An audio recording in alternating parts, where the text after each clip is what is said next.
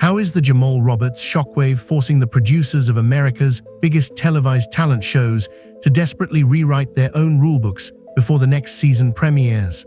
Following Roberts' historic refusal of the standard predatory reality television contract, our investigative unit has uncovered a massive crisis unfolding behind the scenes of major network broadcasting. For over 2 decades, flagship singing competitions have relied on a business model that essentially traps naive winners into highly restrictive, low-royalty agreements. However, the 2026 landscape has drastically shifted.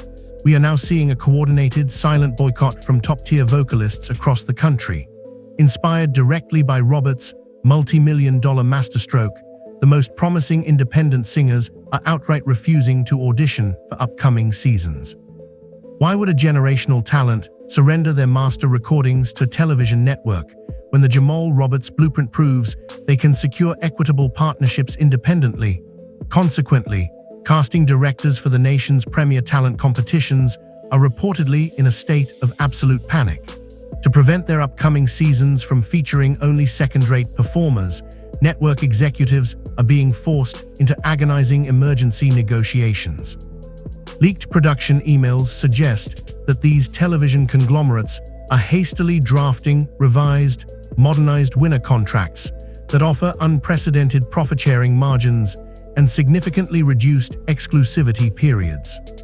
By simply knowing his worth and drawing a hard line in the sand, Roberts hasn't just changed the recording industry. He has effectively unionized the next generation of reality television contestants, forcing billion-dollar broadcasting networks to finally treat emerging artists as equal business partners. What happens when Hollywood's most powerful legacy executives attempt to launch a coordinated financial counterattack to bankrupt the newly crowned king of soul music? The old guard of the entertainment establishment is not surrendering their monopoly without a brutal, behind-the-scenes fight. As Jamal Roberts expands his venture capital syndicate throughout the Mississippi Delta, a shadow coalition of rival record label bosses and disgruntled corporate promoters has reportedly formed.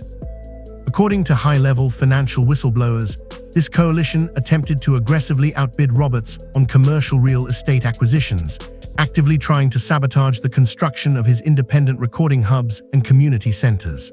The strategy was clear: bleed his newly acquired capital dry and force him back to the corporate negotiating table. However, these executives severely underestimated the absolute loyalty and financial network of Roberts' legendary mentor. When word of this corporate sabotage reached Stevie Wonder, the dynamic instantly shifted. We have confirmed that a consortium of legacy musicians and heavyweight independent investors quietly rallied behind Roberts, matching every hostile corporate bid and essentially building an impenetrable financial fortress around his Southern Arts initiative. This failed corporate siege has resulted in a massive public relations disaster for the traditional labels, exposing their desperate, monopolistic tactics to the world. Ultimately, it has solidified Roberts' reputation not merely as a gifted vocalist, but as a brilliant financial strategist who successfully outmaneuvered the most ruthless boardroom predators in America. Could a single record contract, negotiated by a former physical education teacher, inadvertently trigger a massive federal investigation into the American music industry? As Jamal Roberts continues to dismantle the traditional entertainment monopoly, the ripples of his mid-8-figure deal have reached the highest levels of government. Our political correspondents have confirmed that several prominent United States senators are now actively reviewing the standard contractual practices of the Big Three record labels. Sparked by Roberts' highly publicized refusal to sign away his master recordings, lawmakers are finally questioning the legality of lifetime exclusivity clauses and opaque royalty structures that have bound artists for decades.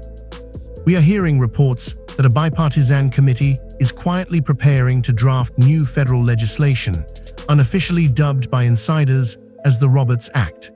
This proposed bill aims to severely limit the duration a corporate entity can own an artist's intellectual property without equitable compensation, effectively outlawing the predatory rookie contracts that have historically defined Hollywood. Record label lobbyists are reportedly scrambling, spending millions in a desperate attempt to squash the legislation before it reaches the Senate floor. However, the sheer optical nightmare of fighting against a deeply beloved, Mississippi-born, 26 million vote champion is proving to be a public relations disaster. Jamal Roberts has unwittingly transformed from a soulful entertainer into the formidable face of federal labor reform within the entertainment sector. What happens when the biggest, most established superstars in the world realize they have been playing by the wrong rules for their entire careers? The financial earthquake triggered by the Jamal Roberts master ownership clause is no longer confined to just newcomers and independent musicians. Our investigative desk is receiving unprecedented reports of a mass defection brewing among Hollywood's A-list musical elite. Dozens of multi-platinum, Grammy-winning artists whose contracts are nearing expiration are suddenly halting all renegotiations with their current record labels. Having witnessed a debut artist from Mississippi secure 100% ownership of his catalog with the backing of Stevie Wonder, these veteran performers are now demanding the exact same master clause in their own renewals. Confidential sources inside a major Los Angeles agency reveal that several iconic pop and R&B stars have threatened to completely abandon the major label system and independently distribute their next albums unless they are granted full control of their master recordings. The corporate establishment is bleeding leverage by the hour. Label executives are terrified because if they grant these unprecedented concessions to legacy artists, their profit margins will collapse. But if they refuse, they risk losing their most lucrative catalog generators to the independent sector. Roberts has effectively infected the upper echelon of the music industry with the dangerous idea of absolute artistic sovereignty, proving that no label is too big to fail. As traditional record labels watch their monopoly crumble, how are the ruthless tech titans of Silicon Valley maneuvering to capitalize on the Jamal Roberts revolution? With Roberts successfully establishing his own independent distribution infrastructure in the South, the battleground for his exclusive digital rights has shifted away from Hollywood and directly into the hands of global technology conglomerates. Financial insiders confirm that a fierce, clandestine bidding war is currently raging between three of the world's largest tech companies.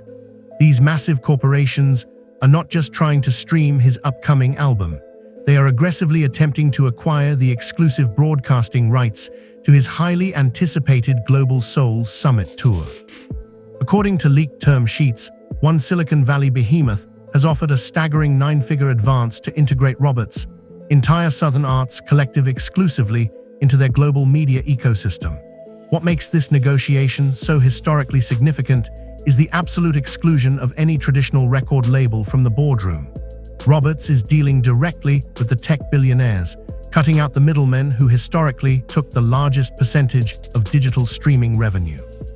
By leveraging his massive, verified audience of 26 million dedicated voters, he is forcing technology platforms to structure deals that actually favor the creator. This monumental shift signals the definitive end of the record label as a necessary gatekeeper. When the dust finally settles on the greatest corporate shakeout in entertainment history, what will be the ultimate testament to the man who single-handedly defeated the industry? As we wrap up this extensive investigative broadcast on the Jamal Roberts phenomenon, all eyes are turned toward the impending release of his debut independent project. Industry analysts and cultural commentators are predicting an economic tsunami. Because Roberts retains total control over his master recordings and has negotiated his own direct-to-consumer digital distribution pipelines, every single stream, download, and physical sale will bypass the corporate toll booths that usually drain an artist's revenue. Projections indicate that Roberts is set to earn up to 7 times the standard industry profit margin on his very first release. But beyond the staggering financial metrics, his ultimate checkmate lies in the cultural paradigm he has permanently altered. He has successfully demystified the illusion of Hollywood invincibility. He proved to millions of aspiring creators that you do not need to surrender your intellectual property, compromise your integrity, or abandon your hometown to achieve global superstardom. From a quiet physical education classroom in Mississippi to the absolute pinnacle of the international music business, Jamal Roberts has rewritten the definition of the American dream for the modern era. The traditional music industry did not just lose a generational vocalist, they lost their absolute control over the future. Roberts is not just the new king of soul, he is the undisputed architect of the independent empire.